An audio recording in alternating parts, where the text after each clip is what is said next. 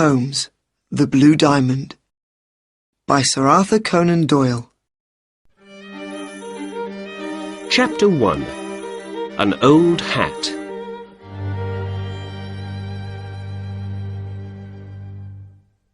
My name's Dr. Watson, and I'm a good friend of the famous detective Sherlock Holmes. 2 days after Christmas last year, I went to his house at 221B Baker Street. I wanted to say Happy Christmas to him. When I arrived, I found him in the sitting room. He was by the window with some newspapers next to him. There was an old hat on a chair near him, and he had a magnifying glass in his hand. "You're working on something," I said. "Shall I go?" "No," said Holmes. "Sit down and look at that interesting old hat over there." I sat down. It was cold out in the street, but it was nice and warm in Holmes's sitting room. "Why are you interested in that old hat? Is it something to do with a crime?" I asked. Holmes laughed. "Not a crime, no," he said. "I got it from Peterson, the doorman at the Baker Street Hotel. He found it in the street and brought it here on Christmas Day for me to look at. He also brought a dead bird with him, a good fat Christmas goose, at the same time. I gave the goose back to him this morning. He's cooking it at his house now, and he's going to eat it for dinner tonight." "Oh, first it was a hat, and now you're talking about a goose," I said. "I don't understand." "Then let's begin when it all began," said Holmes. At about 4 o'clock in the morning of Christmas Day, Peterson went home after work. When he got to Tottenham Court Road, he saw, in the street in front of him, a tall man with a goose over his shoulder. Peterson walked behind him for some time. There were some young men in the street in front of them. Suddenly, one of them hit the tall man's hat off his head, and it fell into the road. Then the tall man tried to hit the young man with his walking stick, but by accident he broke the window of a shop behind him. At that moment, Peterson ran to the man to help him, but the tall man ran away. Perhaps he felt bad about breaking the shop window. Perhaps he thought that Peterson, in his doorman's coat and hat, was a policeman. When he ran, he left his Christmas bird in the street next to his hat. The young men ran away at the same time. So Peterson took the goose and the hat home with him, and the next day he brought them here. There was an interesting little ticket on the goose's left leg, said Holmes. It said, "For Mr. and Mrs. Henry Baker." We can find the letters H.B. in the hat, too. "Oh, so the owner of the hat and the goose is called Henry Baker," I said. "Yes," answered Holmes. "But, my dear Watson, this doesn't help us very much. There are hundreds of Henry Bakers in London. I gave the goose back to Peterson this morning," he went on, "and I said to him, 'Have this for your dinner.' I didn't want it to go bad, you know." "Did Mr. Baker put an advertisement in the newspaper about his hat and goose?" I asked. "No," answered Holmes. "Then how can we find him?" "Well, perhaps his hat can help us," said Holmes. "Here's my magnifying glass, Watson. Now, you be a detective for a minute or two.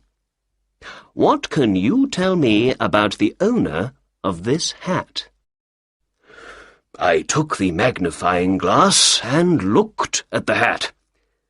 It was black, but old, and very, very dirty. I saw the letters H.B. in it. For me, it was no different from any other old black hat. "I can see nothing," I said, and I gave the hat back to my friend. "Excuse me, Watson, you do see, but you don't think about what you see." "All right," I said. "What can you see in this hat?" "The owner of this hat is an intelligent man," said Holmes. "He was once rich and is now poor. His wife loved him once, but she doesn't love him now. And he's 30 or 40 years old." "Well, perhaps I'm slow, Holmes, but I don't understand," I said. "Why is he an intelligent man, do you think?" Holmes put the hat on his head. It came down to his nose. "This is a big hat. A man with a big hat has a big head. And a man with a big head has a big brain. A man with a big brain thinks a lot." "But you say he was once rich and is now poor. Why?" "The hat is 3 years old. I remember these hats were in all the shops then. They were very expensive, too. 3 years ago, this man bought a good hat. So he was rich then, but he has no money to buy a new hat now, so these days he is poor." "All right," I said, "but you say he is in his 30s or 40s. How does the hat tell you this?" "Well, when I looked carefully at the hat with my magnifying glass, I could see some grey hairs in it. People usually get grey hair in their 30s or 40s. "I see. But what about his wife? You say she doesn't love him." "Because the hat is very dirty. When a woman loves her husband, she cleans his hat for him." Perhaps he hasn't got a wife."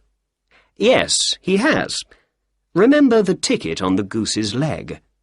"Ah, yes," I said. "You have an answer for everything." At that moment, the door opened, and Peterson, the hotel doorman, ran into the room. He looked very excited. "The goose, Mr. Holmes! The goose!" he said. "What's the matter with the goose?" asked Holmes. "Did it come back from the dead and fly off through the kitchen window?" "No, Mr. Holmes. My wife found this in the bird." Peterson opened his hand. There was a beautiful blue diamond in it.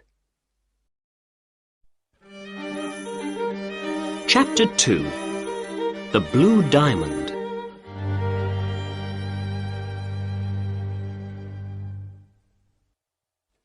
When Sherlock Holmes saw the diamond in the doorman's hand, he sat up. "Well, well, Peterson," he said. "What a wonderful thing to find in a goose. Do you know what you have in your hand?" "I think it's a diamond, Mr. Holmes. Is it expensive?" "Yes, it is," said Holmes. "This is the Countess of Morcar's blue diamond. It disappeared a week ago." "How do you know that?" I said. "Watson, you must read the newspapers more often. There's an advertisement in the Times today about it. Here, look." Holmes gave the advertisement to me. Then Holmes spoke to the doorman. "It's a very expensive jewel, Peterson. The Countess paid about £20,000 for it. Last week, someone took it from her rooms in the Cosmopolitan Hotel. Now the Countess wants to get her diamond back. She says that she's going to give £1,000 to the finder." "£1,000?" cried Peterson excitedly. Then, without saying more, he sat down in the chair between us. First he looked at Holmes, and then he looked at me. "The diamond disappeared 5 days ago, I think," I said. "Yes," answered Holmes. "They say a young man, John Horner, took it. Here's a newspaper report about the case." Holmes gave an old newspaper to me, and I read the report. "A diamond disappears from the Cosmopolitan Hotel. The Countess of Morcar's blue diamond disappeared from her room at the Cosmopolitan Hotel on the 22nd of this month. The police think John Horner, 26 years old, took the diamond from a jewel box when he went to repair the window in the room. James Ryder, the assistant manager of the hotel, told the court, 'I took Horner to the Countess's room, but then I went away for some time. When I came back, Horner wasn't there, and I found the open box, without the jewel in it, on the table next to the bed.' Catherine Cusack, the Countess's maid, spoke next. 'I heard Mr. Ryder call, and I ran to the Countess's room. There I found Ryder with the jewel box in front of him. The police found Horner at his home later that day, but they couldn't find the diamond. Later, Detective Bradstreet spoke to the court. 'When I said, "You're a diamond thief," Horner hit me.' Soon after that, Horner told the court angrily, 'You've got the wrong man. I didn't take the Countess's diamond. I'm not a thief.' Bradstreet then told the court, 'Horner went to prison once before for being a thief. I say he took the diamond. The case goes to the High Court next week.'" "Well, that's the newspaper report about the diamond," said Holmes. "Now we need to understand how the jewel left the Countess of Morcar's room in the Cosmopolitan Hotel and arrived in Tottenham Court Road in a goose. You see, Watson, there is a crime in this case. Here's the diamond. The diamond came from the goose, and the goose came from Mr. Henry Baker, the man with the old hat. I know you felt a little bored when I told you all about Mr. Baker, but now we must find him. Where and how does he come into the case of the blue diamond?" The answer to these two questions is most important. "But how can we find him?" I asked. "Through a newspaper advertisement," answered Holmes. He took a pen and began to write. "Did you lose a goose and a black hat some days ago in Tottenham Court Road? Are you called Henry Baker? Please come to 221B Baker Street this evening at 6:30 to get your things." "There. That says it all, I think," said Holmes. "Yes, but is he going to read it?" I asked. "Yes, Watson, I think he is. He's a poor man, remember?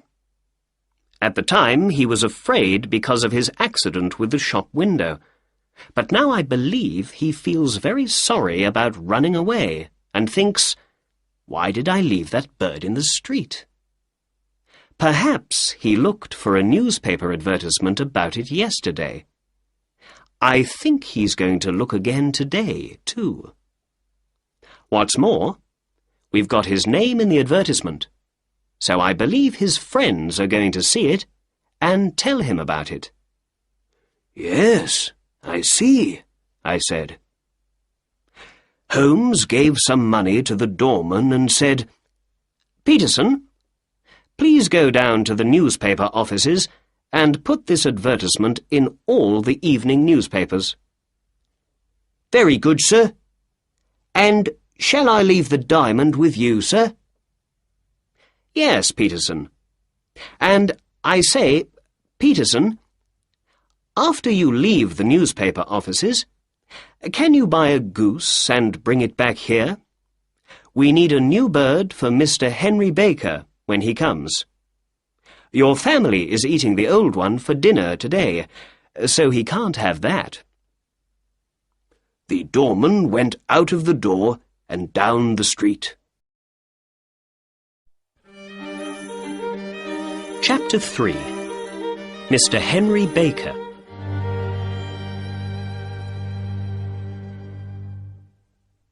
Holmes took the blue diamond in his hand and looked at it. "What a beautiful thing," he said. "Look at the wonderful colours in it. Dark blues and cold whites. All big jewels make people into thieves and killers in the end. This one comes from the south of China, near the Amoy River. It's only 20 years old, so it's a young thing. But already, many terrible crimes are happening because of it. I'm going to put it in my safe now, and then let's write a letter to the Countess of Morcar and say we have her beautiful blue diamond here with us."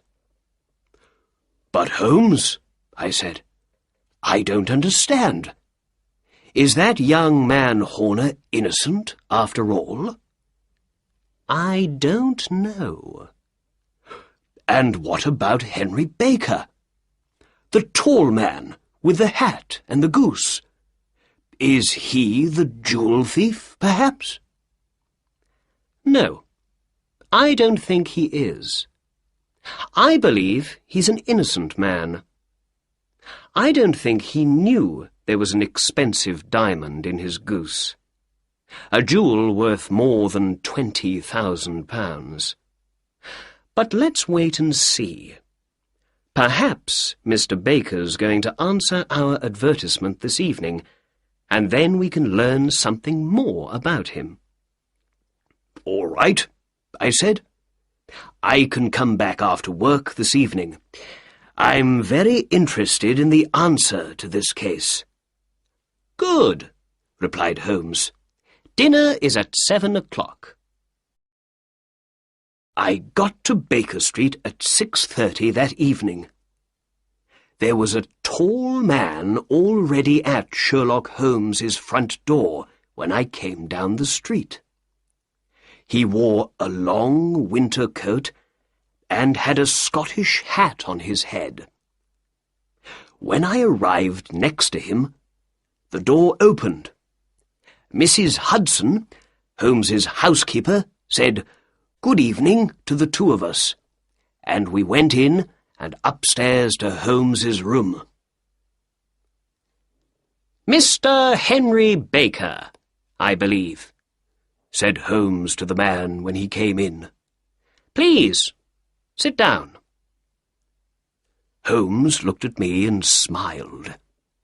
"Ah, Watson, good. You are here when we need you." Then he looked back at his other visitor. "Is that your hat, Mr. Baker?" Mr. Baker looked at the hat on the chair. "Yes, sir. That's my hat. There's no question about it." He was a big man with a big head, an intelligent face, and grey hair. I remembered Holmes's words about him. He wore a dirty old black coat, with no shirt under it, but he spoke slowly, quietly, and carefully. I looked at him and listened to him, and I thought, yes, this is an intelligent man. He was rich once, but now he has no money, and things aren't easy for him. "We found your hat and your goose some days ago," said Holmes. "But we couldn't find you very easily, Mr. Baker. We didn't know your address. Why didn't you put an advertisement in the newspaper with your address in it? We waited and waited for an advertisement from you, but saw nothing." Mr. Baker smiled. "Oh, I'm sorry. Advertisements are expensive, and I haven't got a lot of money these days. I had once, but not now," he went on. "And, well, I thought those young men in Tottenham Court Road had my hat and my goose, and I didn't want to put an expensive advertisement in the newspaper for nothing." "I understand," said Holmes. "Now, before we say more, I must tell you something about your goose, Mr. Baker. I'm sorry, but, well, we ate it yesterday, you know." "You ate it?" said our visitor, and he stood up excitedly. "Yes. Well, we didn't want it to go bad, you see. But we bought a nice new goose this morning for you. It's on the table there, by the door. Is that all right for you?"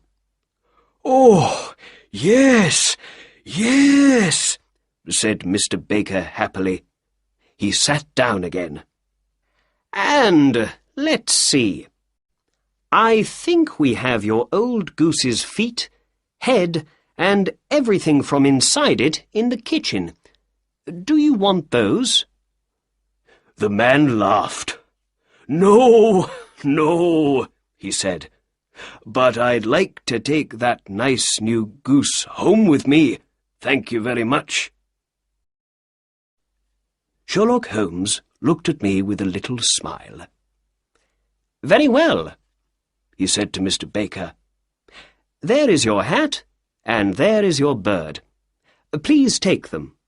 Oh, and before you go, can you tell me something?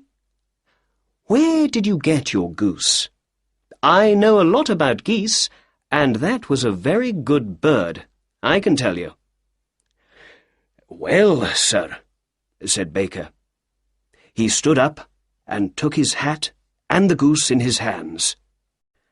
"I got that bird at the Alpha, a pub near the British Museum. This year, the owner of the pub, Mr. Windygate, began a goose club. Every week, we all put 5 or 6 pence into a money box, and at Christmas time, we all had the money for a goose. With that, he said goodbye and left. "Well," said my detective friend, "that answers one question. Mr. Baker is not our diamond thief. Are you hungry, Watson?" "Ooh, no, not very." "Let's eat later, then. We must go to the Alpha at once. We need to speak to Mr. Windigate tonight."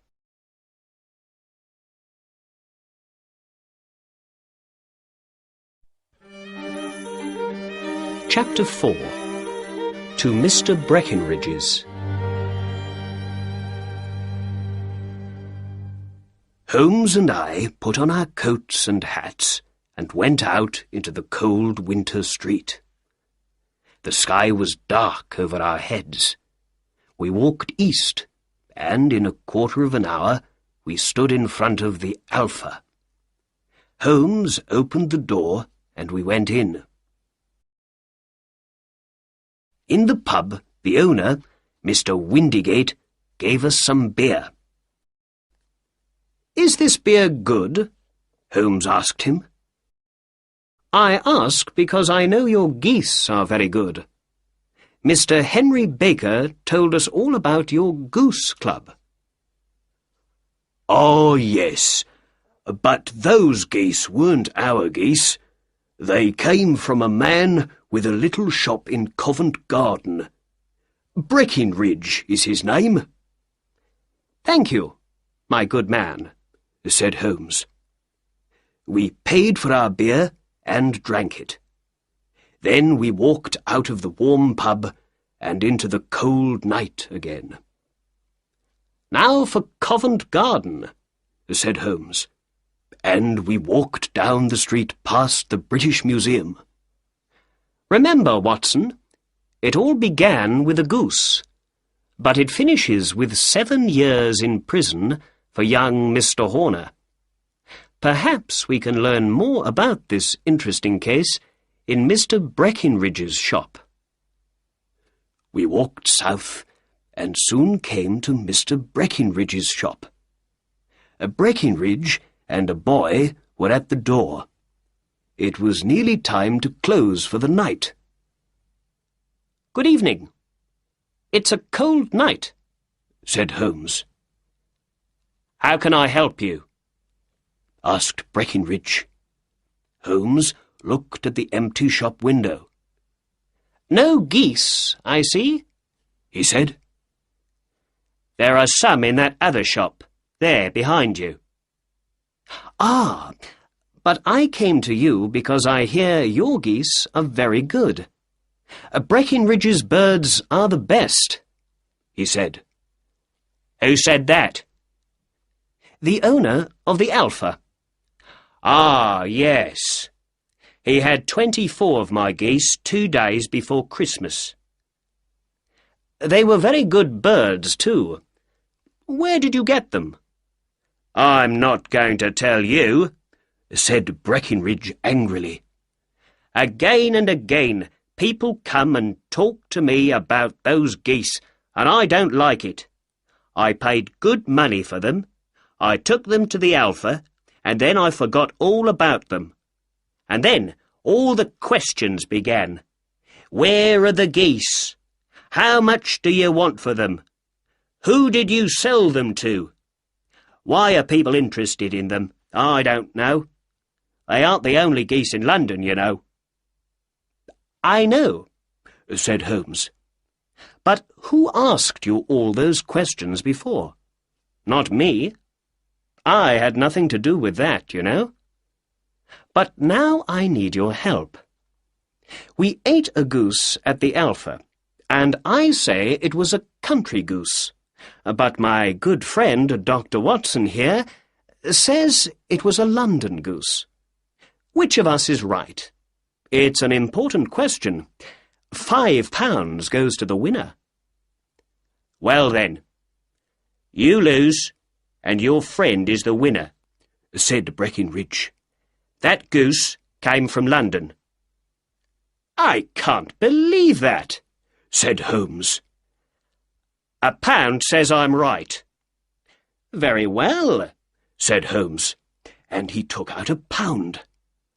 I'm ready to pay, but I know you're going to lose your money. Breckinridge laughed. Bring me the books, Bill, he said. The boy brought 2 books to him. Breckinridge opened the little one. This is my address book, he said. When people sell their geese to me, their addresses go in here. Country people on the left and town people on the right. The numbers after every name are page numbers in my big book. Read out the 3rd name on the right, said Breckinridge. Mrs. Oakshott, 117, Brixton Road, number 249, read Holmes. Then Breckinridge opened the big book. And this is my in and out book, he said. Let's look at page 249. Here we are. Mrs. Oakshott. What can you see for December the 22nd? 24 geese, from Mrs. O, read Holmes. All 24 to Mr. Windigate at the Alpha. There. What do you say now? Said Breckinridge. Holmes put his pound into Breckinridge's hand angrily.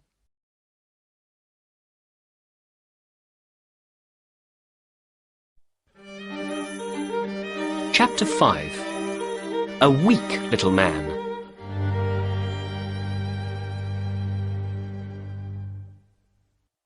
In the street, Holmes stopped.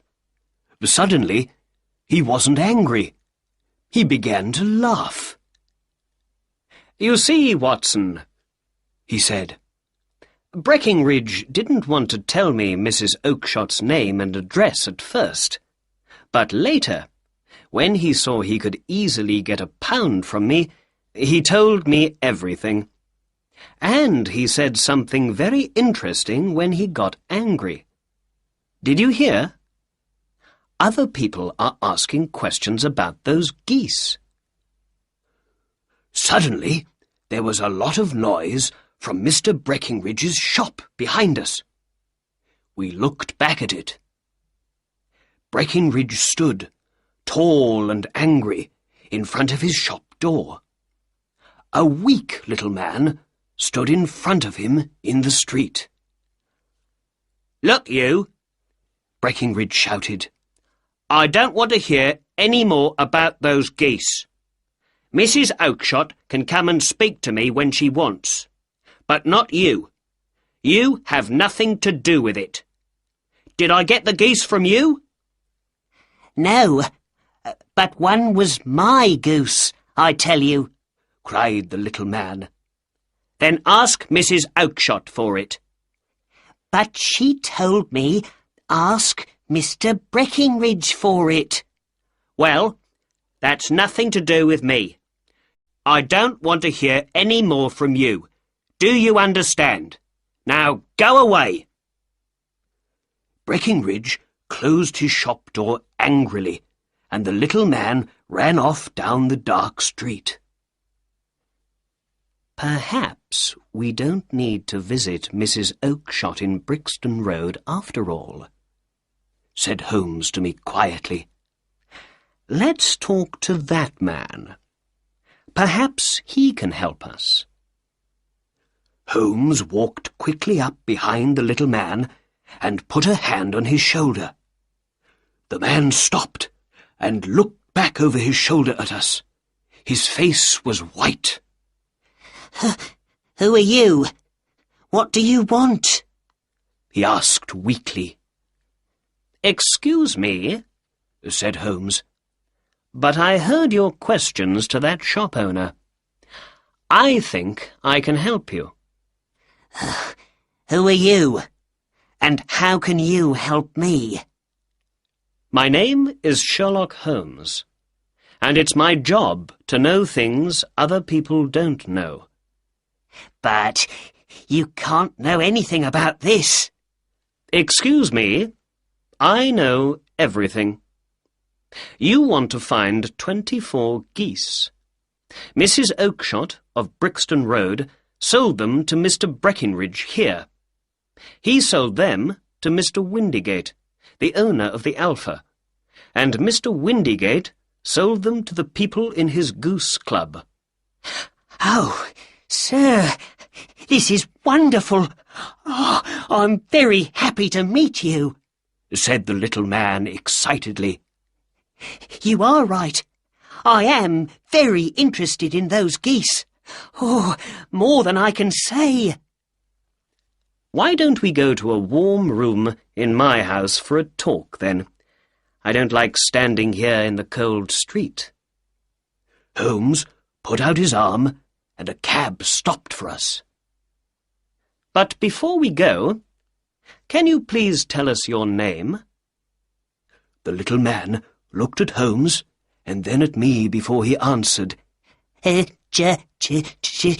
John Robinson, he said. No, no, said Holmes quietly. We'd like to know your real name, please. The stranger's face changed from white to red. Oh, very well. My real name is James Ryder, he said. Well, well, well, said Holmes. Assistant manager of the Cosmopolitan Hotel. Now, let's get into the cab and go home. Then I can tell you everything you want to know. So, we got into the cab and went home. Ryder looked excited, but said nothing. Holmes didn't speak at all in the cab.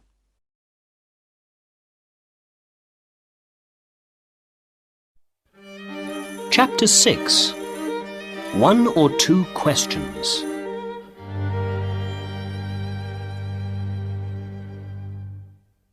When we arrived at 221B Baker Street, we got out of the cab and went in. Back in his sitting room, Holmes spoke at last. Please sit down, Mr. Ryder. Now, where were we? Ah, yes. You want to know what happened to those 24 geese. Or perhaps what happened to one of those geese. You are interested in only one bird, I think. A white goose with a black tail. Oh, sir, Ryder said excitedly. Where did that bird go to? It came here. And it was a most interesting bird. We found something in it after it died. The most wonderful thing. Here it is. Our visitor stood up weakly. Holmes opened his safe and took out the blue diamond. In his hand it was cold and beautiful. Ryder looked at the jewel, but said nothing. Holmes spoke for him. We know it was you, Ryder, he said. Sit down and have a drink. You look very weak. I gave Ryder a drink. He sat down and drank it quickly and looked at Holmes. I saw he was afraid. You don't need to tell me much, said Holmes.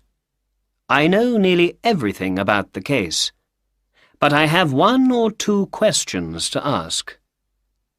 How did you hear of the Countess of Morcar's blue diamond?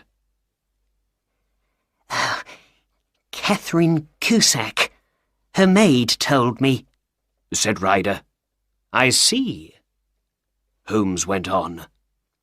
So you and Cusack wanted to get the diamond and sell it for lots of money.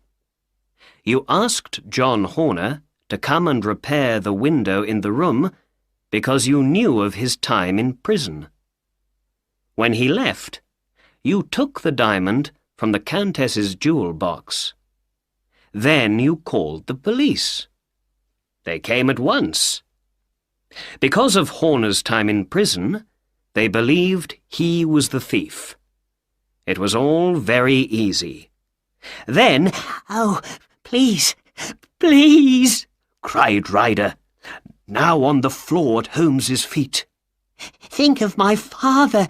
Think of my mother. I never did anything wrong before. I'm never going to do it again. Please don't tell the police. I don't want to go to prison." "Sit down in your chair," said Holmes coldly. "You're crying now, but did you feel sorry for young Horner? He knew nothing of this crime, but the police believed he was a diamond thief, and so he went to court, and he is now going to prison, all because of you." "I can leave the country, Mr. Holmes. Then, when I don't go to court, Horner can leave prison." "We can see about that later," said Holmes.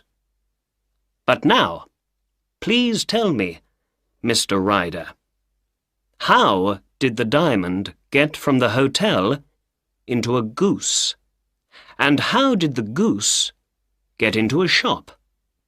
And please, tell the truth." Ryder began. "When the police arrested Horner, I left the hotel with the diamond in my pocket. I didn't want to stay at the Cosmopolitan, not with the police everywhere, looking at everything. So I went to my sister's house in South London. She lives in Brixton Road with her husband, Mr. Oakshott. I saw lots of police officers on my way there, and when I got to Brixton Road, I was very afraid.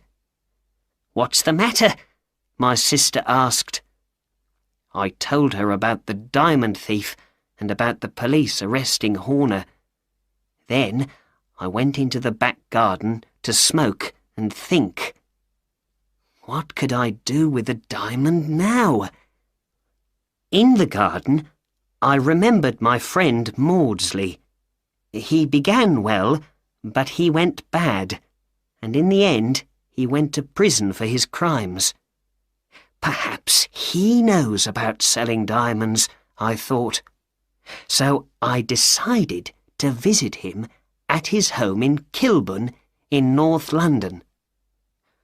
But how can I walk across London with the diamond? I thought. I can't have it in my pocket, not with all those police officers in the streets. Then I looked down at the geese in the garden, and I thought of something. I knew one of those geese was for me, for my Christmas dinner. So I decided to take my goose there and then, and not to wait for it. I quickly caught a big white goose with a black tail. Then I took the diamond from my pocket and put it into the bird's mouth. I felt the jewel go down its neck. With the diamond now inside the goose, I felt happy. I could walk to Kilburn and back easily. Then my sister came into the garden. "What are you doing with that goose?" she said. I put my bird down and it ran off with the other geese. "That's the goose I want for Christmas," I said. "Very well, catch it, kill it, and take it with you," she said. Well, Mr. Holmes, I caught that bird, killed it, and took it with me to Kilburn. There I told my friend Maudsley all about the diamond, and he laughed and laughed. We got a knife and opened the goose, but we couldn't find the diamond. I knew then something was wrong. I left the goose with Maudsley, ran to my sister's house, and went into the back garden. There were no geese there. "Where are they all, Maggie?" I said. "In Mr. Breckinridge's shop in Covent Garden." "Were there 2 birds with black tails?" I asked. "Yes, there were, James," she said, and to my eyes one was no different from the other. I understood it all then. The diamond was inside the other goose with the black tail, and that goose was now in Mr. Breckinridge's shop. I ran to Covent Garden at once and went to Breckinridge's. But the geese weren't in his shop, and when I asked about them, he told me, "I sold them all at once." "But you must tell me. Where are they now?" I asked again and again. But he never told me. You and Dr. Watson heard him earlier tonight, Mr. Holmes. He never answered my questions. Now my sister thinks I'm a terrible brother. I'm a thief. I'm going to lose my good name. And I never got any money from my crime at all. Oh, what's going to happen to me? He put his head in his hands and began to cry. Holmes didn't speak for a long time. Then, in the end, he stood up and opened the door. "Get out," he said. "Oh, thank you. Thank you, sir," said Ryder. "Be quiet and get out," said Holmes again. And, with that, Ryder ran out of the door, downstairs, out into the street, and away.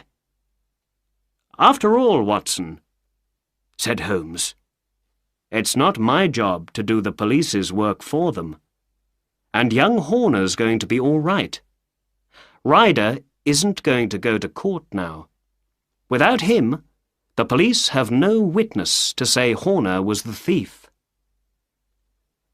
Perhaps I'm doing something wrong, but I don't believe it.